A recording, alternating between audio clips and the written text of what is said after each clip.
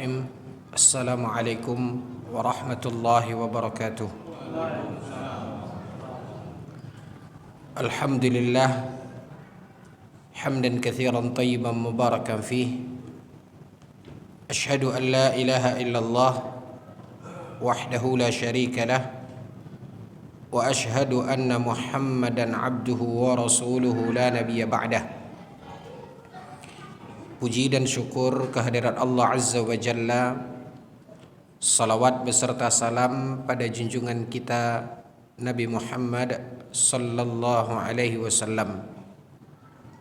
Bapak dan Ibu ikhwatal iman,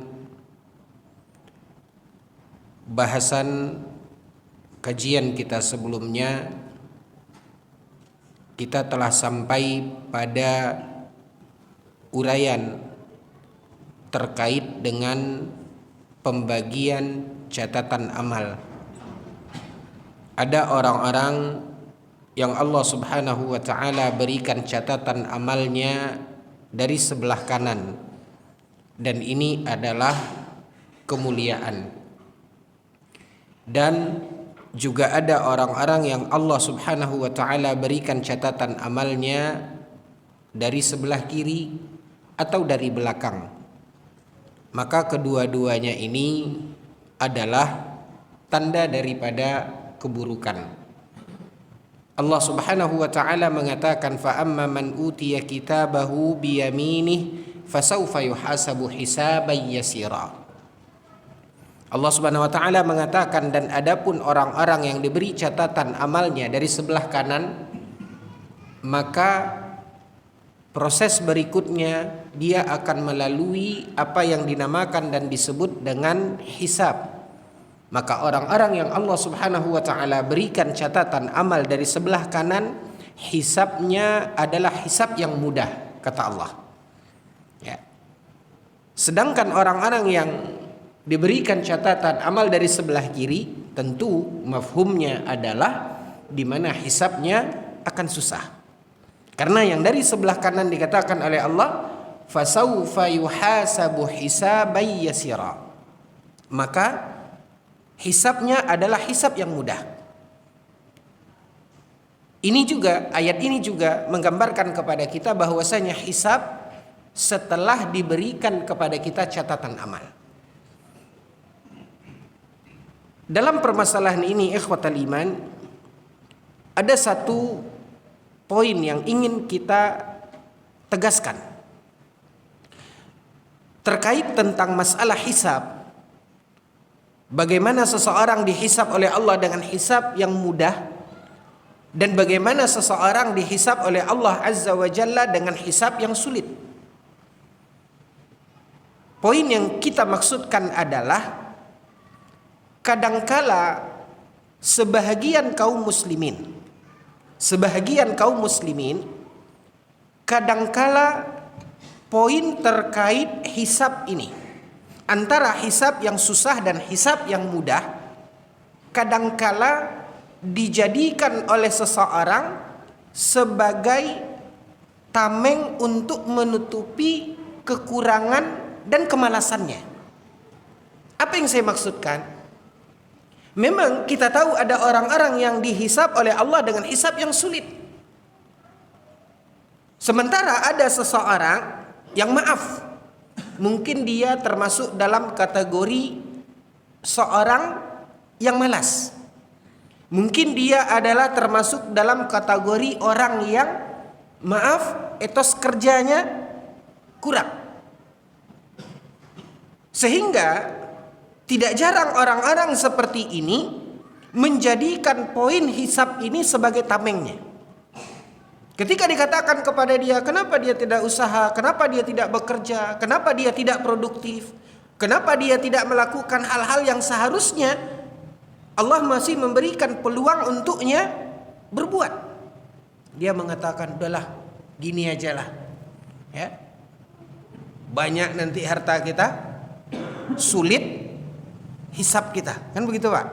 Banyak masyarakat mengatakan begitu. Udah begini aja. Ya. Untuk menutupi kemalasan dia, etos kerjanya yang minim, sehingga dia berargumen dengan masalah hisab ini. Maka ingin kita katakan, ikhwatal iman, ini adalah apa yang diistilahkan oleh para ulama, kalimatu haq urida bihal batil. Yaitu kalimat yang dia ucapkan, statement yang dia katakan, ini adalah kalimat dan statement yang hak, yang benar. Sebagai seorang mukmin, dengan keimanan kita kepada apa yang akan kita lalui dan alami di hari akhir, hendaknya membuat kita waspada. Ada kekhawatiran di diri kita ketika nanti la samahallah misalnya Allah Subhanahu wa taala berikan kepada kita hisab yang berat. Pasti ada kekhawatiran itu di dalam diri kita, buah dari iman kepada hari akhir. Sebagaimana buah dari pembahasan yang sudah beberapa kali pertemuan kita bahas, yaitu terkait tentang proses mulai dari kematian sampai akhir dari perjalanan akhirat kita. Nah, kaum muslimin yang dimuliakan oleh Allah, para ulama mengatakan kalimatu haq urida bihal batil. Maka statement seperti tadi ini adalah hak, benar. Sudah sepantasnya dan seyogianya seorang mukmin khawatir pada dirinya kalau Allah akan menghisapnya dengan hisap yang berat. Karena ini adalah sesuatu yang akan memberatkan seseorang di dalam perjalanan akhiratnya, yaitu hisab dari Allah Azza wa Jalla, thumma latus'alunna yawma idzin 'anil na'im. Sebagaimana dikatakan oleh Allah dalam Al-Qur'an, Allah akan tanyakan kepada kita setiap karunia dan nikmat yang Allah telah berikan kepada kita. Sehingga kaum muslimin yang dimuliakan oleh Allah, sebagian kita beranggapan ketika Allah Subhanahu wa taala berikan limpahan harta kepada seseorang, maka Allah akan pertanyakan hartanya tersebut, dikarenakan harta adalah bagian dari nikmat yang Allah akan tanyakan kepada kita. Namun kaum muslimin yang dimuliakan oleh Allah, yakini dan fahami sesungguhnya harta, kendati pun harta yang Allah karuniakan itu adalah harta yang banyak, selama apa yang kita perbuat dari harta ini masuk ke catatan amal baik kita, maka berbahagialah, karena Allah akan berikan catatan amal itu dari sebelah kanan. Dan efeknya, di mana ketika Allah berikan catatan amal dari sebelah kanan, semoga Allah Subhanahu wa taala memberikan taufik kepada kita berada di lingkaran orang-orang yang Allah berikan catatan dari sebelah kanan ini. Apa efeknya? Fasawfa yuhasabu hisaban yasira. Jadi apa yang mereka sebutkan dan katakan kaum muslimin yang dimuliakan oleh Allah terkait tentang beratnya hisab, bukan karena banyak dan berkurangnya harta kita, banyak atau sedikitnya apa yang Allah karuniakan kepada kita, tetapi berat dan ringannya hisab tergantung harta itu, terkait harta ini kita tercatat dalam kebaikan atau keburukan. Maka ketika keburukan yang ada di dalam catatan kita terkait harta kita, maka seseorang akan menerima catatan amal dari sebelah kiri. Tetapi ketika kita mampu melalui, bahkan mengelola apa yang Allah Subhanahu wa taala anugerahkan, karuniakan dari sisi harta ini ke jalan kebaikan, dan kita tunaikan apa yang menjadi kewajiban bagi kita dari apa yang Allah karuniakan dan apa yang dianjurkan di dalam agama kita, dari apa yang kita lakukan terkait karunia Allah Azza wa Jalla dari sedekah, infak dan yang lainnya, maka tentu ini akan terukir di dalam catatan kebaikan kita. Maka di sini kaum muslimin yang dimuliakan oleh Allah, sekali lagi apa yang dikatakan oleh para ulama, kalimatu haq. Ada kalimat-kalimat, ungkapan-ungkapan yang hak, benar. Tapi kalimat dan ungkapan yang benar itu, maka mesti kita tempatkan di tempat yang benar pula. Ada satu poin lagi yang semakna dengan apa yang dikatakan oleh para ulama ikhwatal iman, kalimatu haq urida bihal batil. Ya. Ada kalimat-kalimat yang hak, tapi ketika kita tempatkan di tempat yang batil, maka itu salah. Ada contohnya lagi. Contohnya adalah yaitu apa yang dikatakan dan disabdakan oleh Nabi sallallahu alaihi wasallam. Innad dina yusrun. Nabi SAW mengatakan dalam sebuah hadis yang sahih dikeluarkan oleh Imam Muslim dan yang lainnya, kata Nabi SAW, Innad dina yusrun. Sesungguhnya agama kita ini mudah. Kalimat ini adalah kalimat hak, kutipan dari hadis Nabi SAW yang menggambarkan tentang bagaimana agama kita ini sebenarnya adalah agama yang mudah. Namun tidak jarang sebagian kaum muslimin, du'afa'il iman, orang-orang yang mungkin imannya lemah,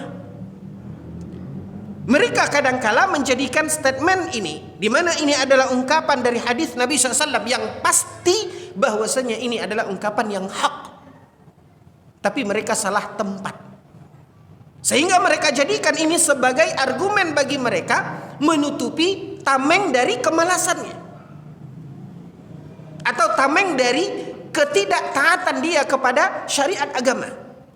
Ketika dikatakan kepadanya, mari di sini, ya, mari ini kita laksanakan. Sebagai seorang mukmin, kita mestinya begini.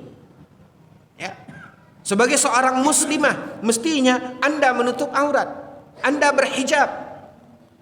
Tidak jarang kaum muslimin yang dimuliakan oleh Allah, mereka mengatakan la ikraha fid din. Nah, itu satu. Tidak ada paksaan dalam agama. Innad dina yusrun. Agama ini kan mudah. Ya. Tidak boleh kita memaksa ini syariat agama Allah yang harus kita laksanakan. Tidak boleh. Nah, kaum muslimin ini dimuliakan dari Allah, statement seperti ini adalah bibit-bibitnya sekuler. Ya. Ketika mereka bertameng dengan itu, penempatan kalimat-kalimat yang hak di tempat yang batil. Padahal, ya, apa yang dikatakan oleh Nabi SAW, Innad dina yusrun, bahwasanya agama itu mudah, bukan sebagai alasan bagi kita untuk abai dan meninggalkan syariat Allah Subhanahu wa taala. Tapi hadis Nabi SAW, Innad dina yusrun, sesungguhnya agama ini mudah, adalah kemudahan-kemudahan yang Allah Subhanahu wa taala berikan di dalam menjalankan syariat Allah. Itu lebih tepatnya. Apa contohnya? Ketika seseorang diperintahkan oleh Allah untuk melaksanakan salat, ketika melaksanakan salat itu dia berdiri. Namun karena keadaan dan kondisinya dia tidak mampu salat berdiri, maka agama memberikan keringanan, memberikan rukhsah di mana dia salat duduk. Inilah yang dikatakan oleh Nabi SAW, Innad dina yusrun. Sesungguhnya agama ini mudah.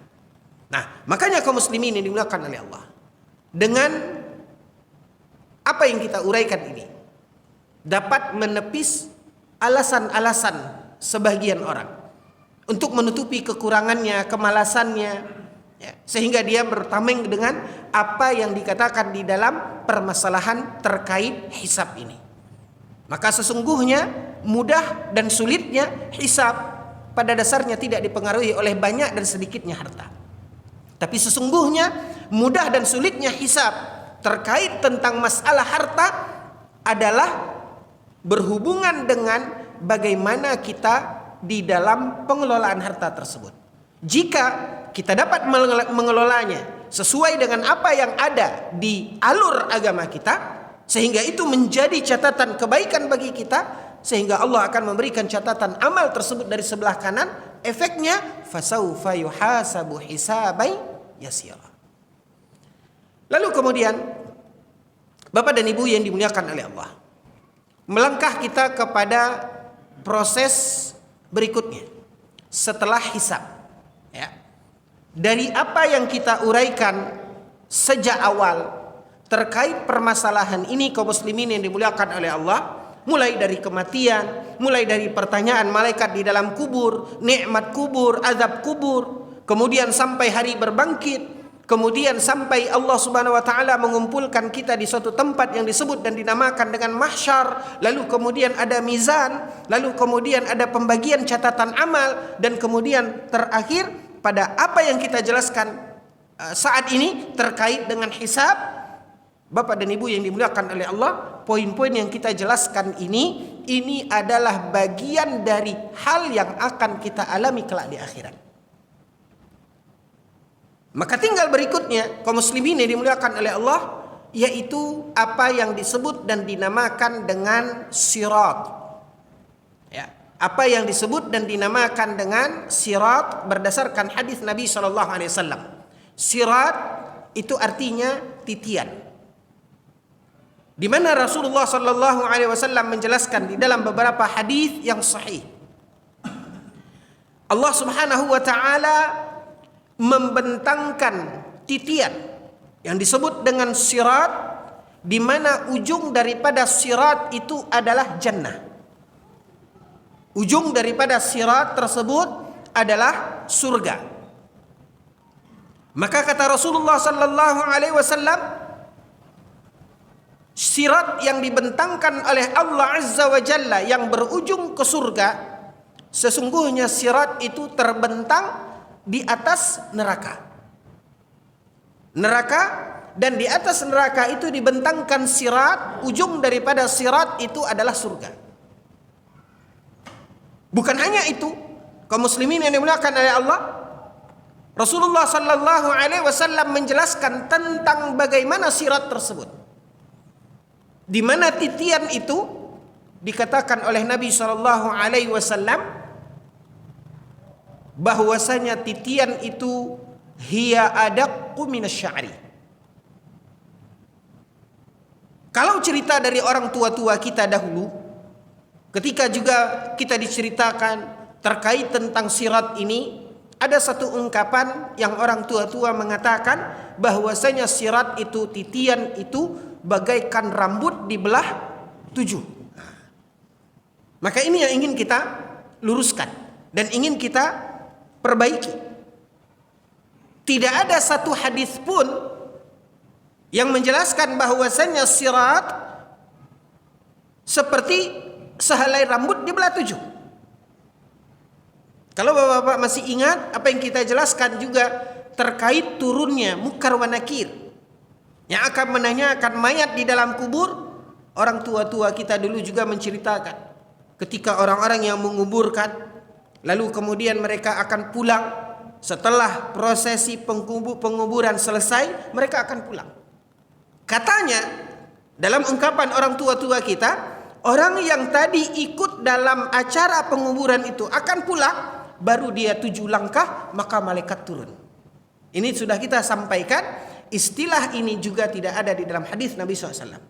Yang ada di dalam hadis Nabi sallallahu alaihi wasallam, Nabi SAW mengatakan bahwasanya malaikat Munkar wa Nakir itu turun akan menanyakan mayat di dalam kubur ketika orang-orang yang menguburkan itu akan pergi meninggalkan, wa yusma'u ki'arani alihim, masih terdengar bunyi langkah mereka. Berapa langkah tidak disebutkan. Makanya kaum muslimin yang dimuliakan oleh Allah, perlunya kita kembali kepada istilah-istilah dan apa yang disebutkan di dalam hadis Nabi sallallahu alaihi wasallam. Yang ada di dalam hadis dikatakan tidak hitungan langkahnya. Tapi apa yang dijelaskan di dalam hadis ini, begitulah segeranya malaikat menanya mayat di dalam kubur. Ketika orang-orang meninggalkan tempat penguburan itu beberapa langkah. Saking cepatnya masih kedengaran langkah mereka, malaikat sudah turun. Tanpa ada pembatasan dengan 7 langkah atau sekian langkah.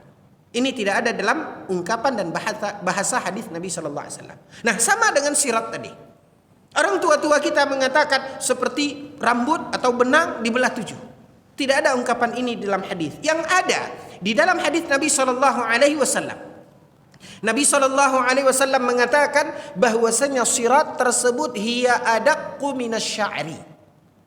Maknanya kata Nabi sallallahu alaihi wasallam, sirat yang terbentang di atas neraka yang ujungnya adalah surga, maka titian ini kata Nabi sallallahu alaihi wasallam adaqqu minasy'ari. Dia lebih halus dari sehelai rambut.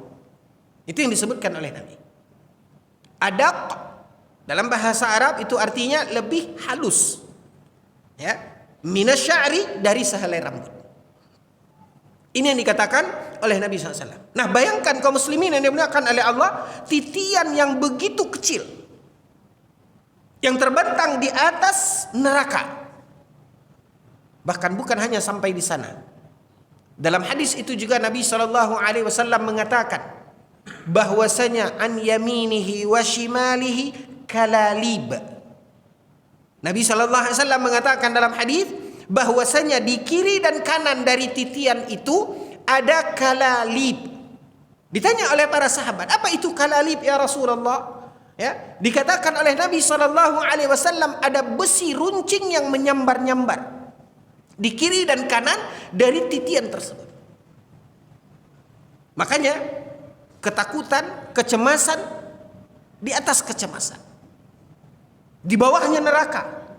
Titiannya tipis, bahkan lebih tipis dari sehelai rambut. Di kiri dan kanan ada besi runcing yang menyambar-nyambar yang bisa saja akan menyeret orang yang sedang akan menitinya. Namun kata Nabi SAW, ikhwatal iman, ketika Nabi menjelaskan perbedaan orang-orang yang meniti titian yang halus tersebut, maka kata Nabi SAW, ada di antara manusia yang meniti titian itu dengan cepat kalbarq. Nabi SAW mengatakan dia mampu meniti titian itu dengan cepat bak cahaya. Ada orang yang berlari, kata Nabi SAW. Ada orang yang berjalan, ada orang yang merangkak, ada orang yang baru akan melangkah langsung terjatuh. Ada orang yang beberapa langkah diseret oleh kalalib yang menyambar di kiri dan kanannya. Disampaikan dan diceritakan oleh Nabi SAW. Kondisi dan keadaan yang mencemaskan. Kembali kaum muslimin yang dimuliakan oleh Allah, apa yang membedakan? Yang membedakan seorang dalam titian tersebut sama dengan apa yang membedakan manusia di dalam hisab, sama dengan apa yang membedakan manusia di dalam pemberian catatan amal, sama dengan apa yang membedakan manusia di dalam timbangan, sama dengan apa yang membedakan manusia dengan perlindungan Allah di mahsyar, sama dengan apa yang ada pada perbedaan manusia di dalam ketika Allah bangkitkan dia. Ada orang yang Allah bangkitkan dalam kondisi mulia dan ada orang yang Allah bangkitkan dalam kondisi hina. Semuanya ini akan dibedakan dengan iman dan amal saleh. Yang akan membedakannya terkait apakah Allah Subhanahu wa taala bangkitkan dia dalam keburukan atau Allah bangkitkan dia dalam kebaikan, terkait apakah catatan amalnya diberikan di sebelah kanan atau dari belakang atau dari sebelah kiri. Semua yang membedakan kaum muslimin yang dimuliakan oleh Allah adalah iman dan amal saleh. Begitu juga di dalam titian. Apa yang membedakan orang-orang yang mampu berlari cepat bak kilat, kata Nabi SAW. Ada orang yang tidak mampu, baru akan melangkah dia terjerembab ke dalam api neraka. Dan ada orang yang mampu melalui sirat tersebut dengan berlari sehingga dia sampai di ujung sirat, maka berakhirlah dia dengan masuk ke dalam surga. Nah, apa yang membedakan itu semua? Semuanya ini dibedakan terkait dengan iman dan amal saleh. Makanya dari awal Allah Tabaraka wa Ta'ala telah mengingatkan. Allah Subhanahu wa Ta'ala mengatakan orang-orang yang Allah selamatkan. Siapa mereka? Allah berfirman, illal ladzina amanu wa amilus shalihat. Adalah orang-orang yang beriman dan beramal saleh. Makanya ketika ada seorang laki-laki datang kepada Nabi SAW, dia mengatakan dan bertanya kepada Nabi SAW, ya Rasulullah, mata sa'ah? Ya Rasulullah, kapan hari kiamat itu? Apa kata Nabi SAW? Madza a'adatta laha? Apa yang telah engkau persiapkan menjelang datangnya hari kiamat itu? Nabi SAW mengingatkan, madza a'adatta laha? Apa yang engkau persiapkan? Makanya kaum muslimin yang dimuliakan oleh Allah Azza wa Jalla, buah daripada pelajaran bab iman kepada hari akhir akan melahirkan kesungguhan kita di dalam berbekal. Bekal dengan ilmu dan bekal dengan amal. Bagaimana lurusnya keimanan seseorang dan bagaimana baiknya amal yang dilakukan oleh seseorang. Yang dibutuhkan dari seorang mukmin adalah ilmu. Karena kaum muslimin yang dimuliakan oleh Allah, sebagaimana dikatakan oleh Imam Al-Bukhari, al-ilmu qabla al-qawli wal amal. Sebelum seseorang berkata dan beramal, maka sebelumnya adalah ilmu. Di sini kaum muslimin yang dimuliakan oleh Allah, buah dari pelajaran di dalam bab iman kepada hari akhir ini. Ikhwatal iman. Telah pernah kita singgung ketika ada orang-orang yang Allah Subhanahu wa taala sampaikan di ujung titian, maka dia masuk ke dalam surga. Masuk ke dalam surga. Yang Allah Subhanahu wa taala dan Nabi sallallahu alaihi wasallam ceritakan apa yang akan diberikan dan dikurniakan oleh Allah Azza wa Jalla kepada seseorang di surga. Banyak sekali ayat-ayat maupun hadis-hadis Nabi sallallahu alaihi wasallam terkait tentang nikmat surga. Ada orang yang Allah Subhanahu wa taala karuniakan untuk mereka rumah di surga. Ada orang yang Allah Subhanahu wa taala karuniakan untuk mereka gharasun fil jannah, kebun di surga. Ada orang yang Allah Subhanahu wa taala disebutkan semua apa yang Allah karuniakan di dalam surga.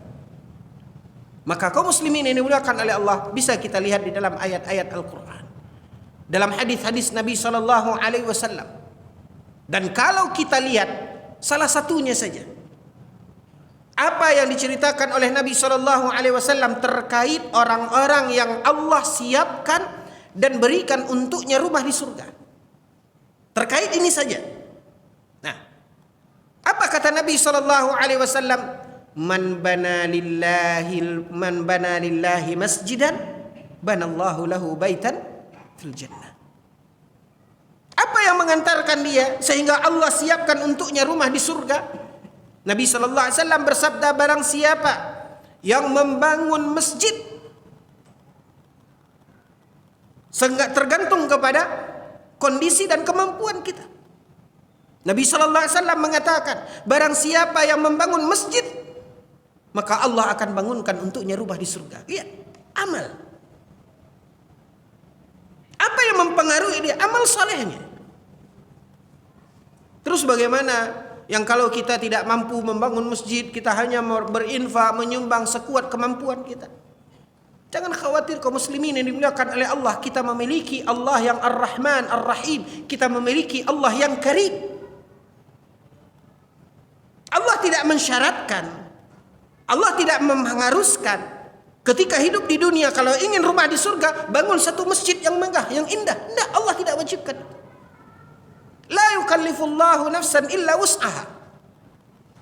Baru boleh kita berdalil dengan ungkapan tadi, innad dina yusrun. Lihat bagaimana mudahnya agama ini. Apa kata Nabi di dalam hadis yang lain? Nabi SAW mengatakan, barang siapa yang punya kontribusi, andil di dalam membangun masjid, walaupun seperti bagian sangkarnya burung. Kita tahu bagaimana burung membuat sangkar tempat dia bertelur. Lihat kaum muslimin yang dimuliakan oleh Allah. Allah tidak tuntut untuk kita tuntas, mulai dari pondasi sampai menara masjid harus kita selesaikan, sehingga dengan itu Allah akan berikan kepada kita rumah di surga. Tidak. Tapi lakukanlah itu sesuai dengan kemampuan kita. Makanya dikatakan fattaqullaha mastata'tum. Bertakwalah kepada Allah sesuai dengan kemampuan kita. Namun intinya, adakah kita berbuat? Inti kedua, ketika kita berbuat, apakah kita berbuat itu karena Allah untuk menjaga keikhlasan kita? Inti berikutnya, apakah ketika kita berbuat itu sesuai dengan tuntunan Rasulullah SAW? Sehingga inilah yang akan menjadi amal yang makbul, yang diterima oleh Allah Azza wa Jalla dan tercatat di dalam catatan kebaikan kita. Makanya sekali lagi kaum muslimin, buah dari pelajaran iman kepada hari akhir memotivasi kita dan mendorong kita untuk beramal dan menjaga keikhlasan di dalam amal kita. Nah, ikhwatal iman, azani Allah wa iyyakum. Dari apa yang Allah uraikan terkait tentang nikmat surga, begitu banyak. Ya, begitu banyak Allah tabaraka wa taala ceritakan di dalam Al-Qur'an dan juga Nabi sallallahu alaihi wasallam. Namun ada konsep di dalam memahami ayat dan hadis Nabi sallallahu alaihi wasallam terkait surga. Di antaranya kaum muslimin yang dimuliakan oleh Allah, Nabi sallallahu alaihi wasallam juga menjelaskan seperti Allah Subhanahu wa taala juga menjelaskan terkait nikmat surga ini. Kita ambil contoh. Allah Subhanahu wa taala berfirman di dalam Al-Qur'an, di mana Allah mengatakan ketika Allah bercerita tentang surga, lalu Allah Subhanahu wa taala sebutkan tajri min tahtihal anhar. Allah mengatakan bahwasanya di surga itu mengalir sungai-sungai. Di bawah surga itu mengalir sungai-sungai.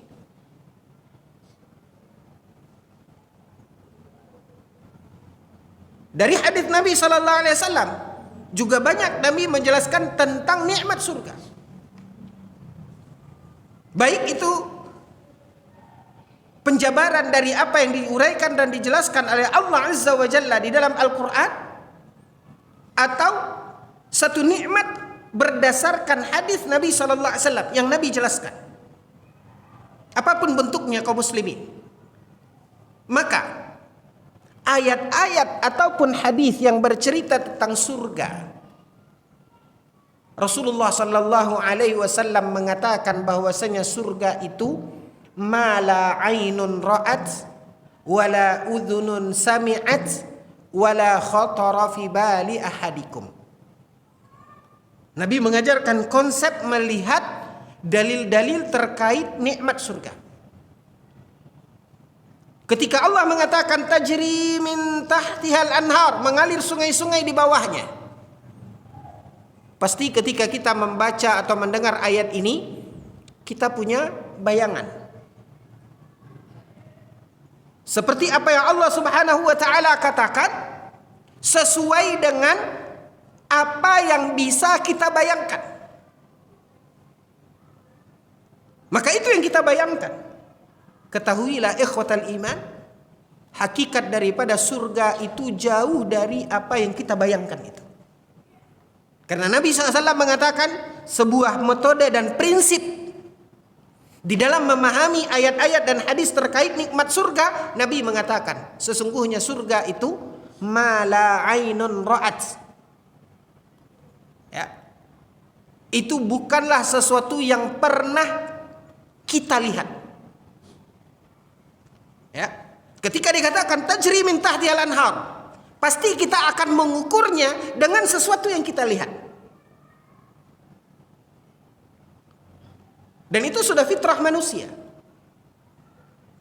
Wala udhunun sami'at, atau mungkin sesuatu kita tidak pernah melihatnya, tapi orang bercerita kepada kita sehingga masuklah informasi itu ke benak kita.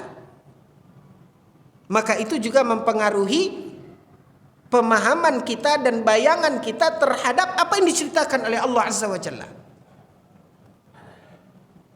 Atau sesuatu yang kita kira-kira, orang bercerita ini atau orang menceritakan itu, tapi kita tidak bisa membayangkannya, lalu kita kira-kira.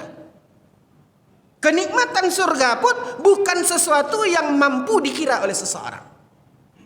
Dia jauh lebih dari apa yang kita lihat, dari apa yang kita dengar, ya, dari apa yang kita bayangkan.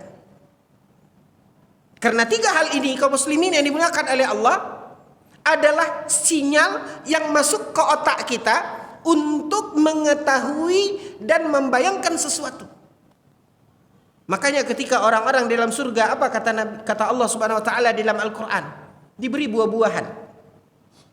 Dikasih buah-buahan. Lalu kemudian kaum muslimin yang dimuliakan oleh Allah, apa kata mereka? Diceritakan oleh Allah Azza wa Jalla dalam Al-Quran. Wa utubihi mutasyabiha.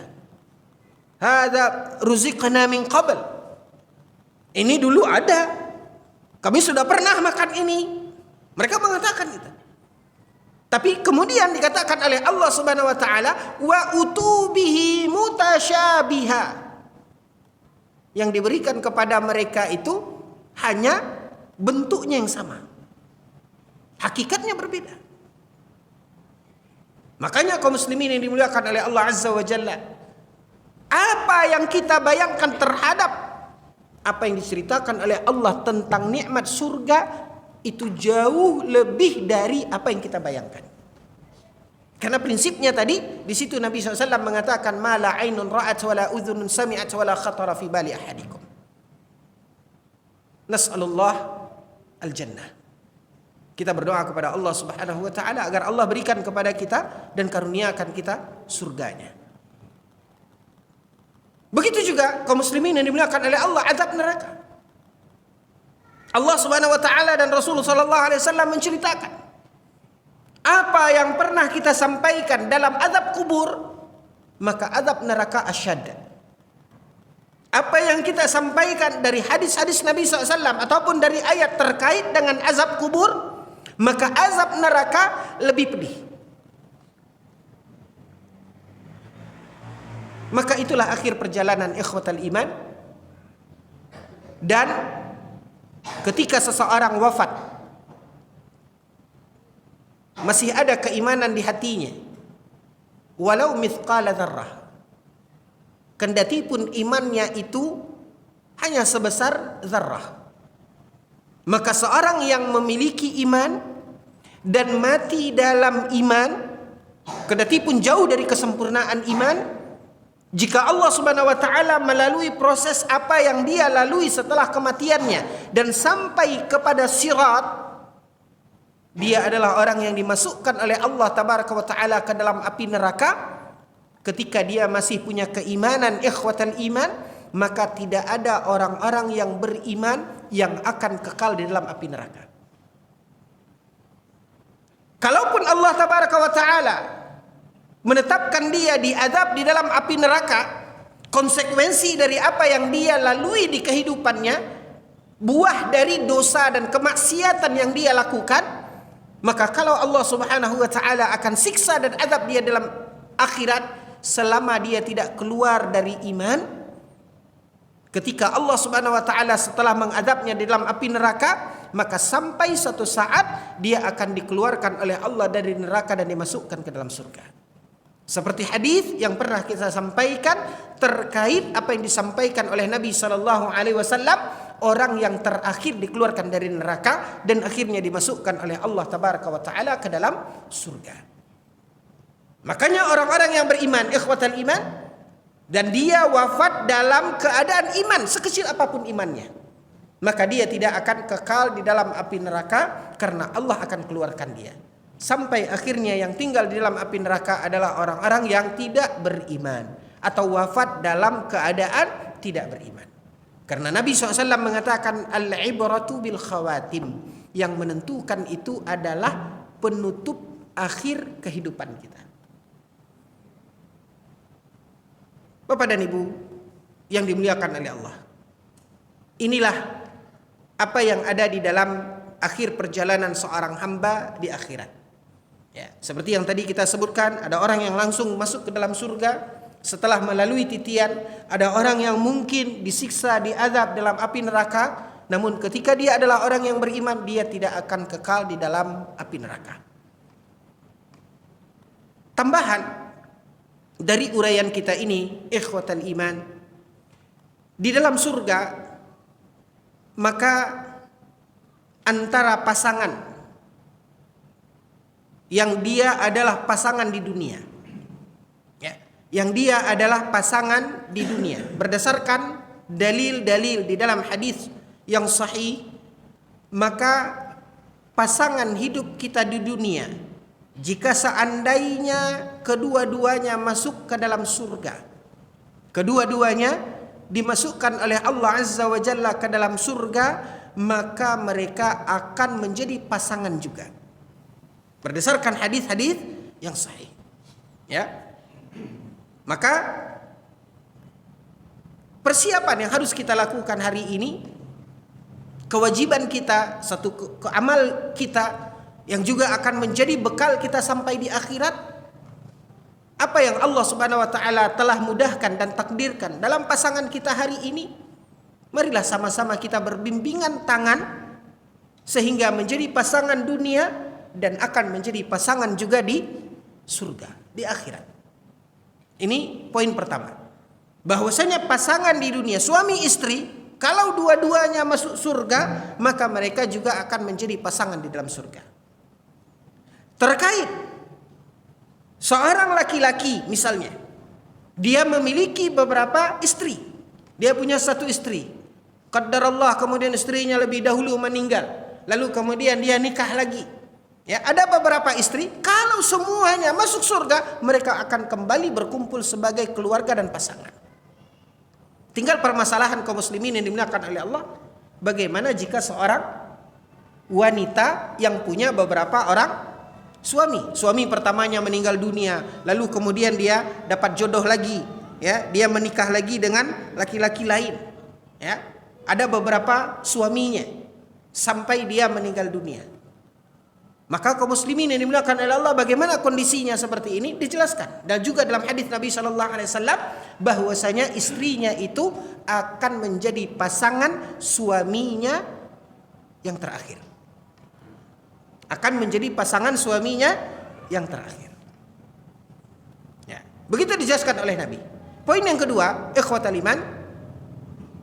Poin yang kedua, di dalam surga kita saling, bahkan di akhirat, di mahsyar, kita juga sudah sebutkan bahwasanya kita akan mengenali orang-orang yang juga kita kenal di dunia.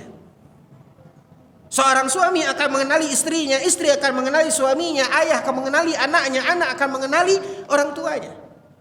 Itu yang diceritakan oleh Allah di mahsyar. Kalau kita masih ingat, yauma yafirrul mar'u min akhihi wa ummihi wa abihi wa sahibatihi wa bani. Seorang akan lari dari ayahnya, seorang akan lari dari ibunya. Maka di akhirat, orang yang kita kenal di dunia, maka kita akan mengenal mereka juga di akhirat. Poin yang terakhir, kaum muslimin yang dimuliakan oleh Allah, Allah izinkan orang-orang yang diazab di dalam api neraka untuk dapat melihat apa yang terjadi di dalam surga. Apa dalilnya? Firman Allah Subhanahu wa taala di dalam Al-Qur'an. Ketika orang-orang dalam api neraka diazab, dibakar oleh Allah Azza wa Jalla, lalu mereka melihat bagaimana nikmatnya orang-orang di dalam surga. Apa kata mereka? Diceritakan oleh Allah dalam Al-Quran. An afidu alaina minal ma'. Mereka minta kepada orang-orang dalam surga itu, bagi dong airnya. Sebagaimana orang-orang di dalam surga juga dapat melihat orang-orang dalam api neraka. Orang yang diazab dalam api neraka itu disaksikan dan dapat dilihat oleh orang-orang dalam surga. Apa dalilnya? Hadis Nabi SAW. Ya, hadis ini juga bisa kita temukan dinukilkan oleh Imam Ibnu Katsir dalam uraian ketika beliau menafsirkan satu ayat.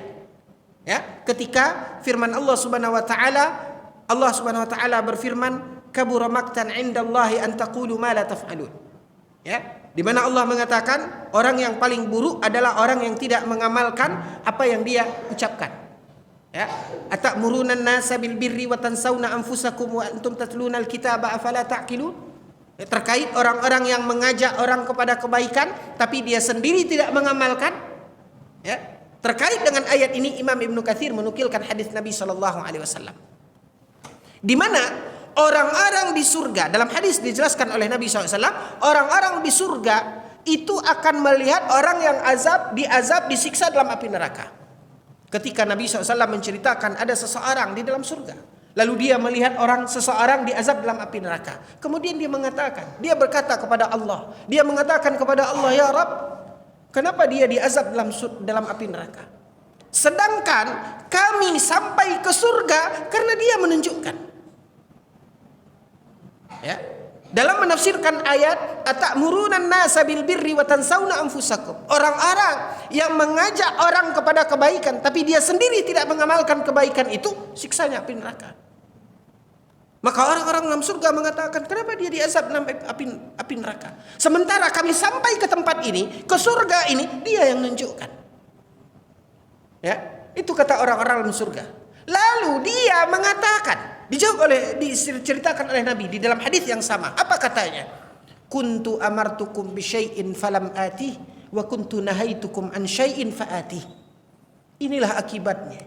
Dia menyesali. Dia mengatakan inilah akibatnya. Dulu memang aku tunjukkan kepada kalian kebaikan tapi aku sendiri tidak mengamalkannya. Dan aku ingatkan kalian dari sebuah keburukan tapi aku sendiri yang melakukannya. Hadis Nabi SAW sahih.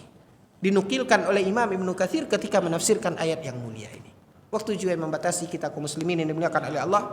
Kita berdoa kepada Allah Tabaraka wa Ta'ala, mudah-mudahan Allah Tabaraka wa Ta'ala mengumpulkan kita semua di dalam surganya. Amin ya rabbal alamin. Mohon maaf atas segala kekhilafan. Subhanakallahumma bihamdika asyhadu an la ilaha illa anta astaghfiruka wa atubu ilaik. Wassalamualaikum warahmatullahi wabarakatuh.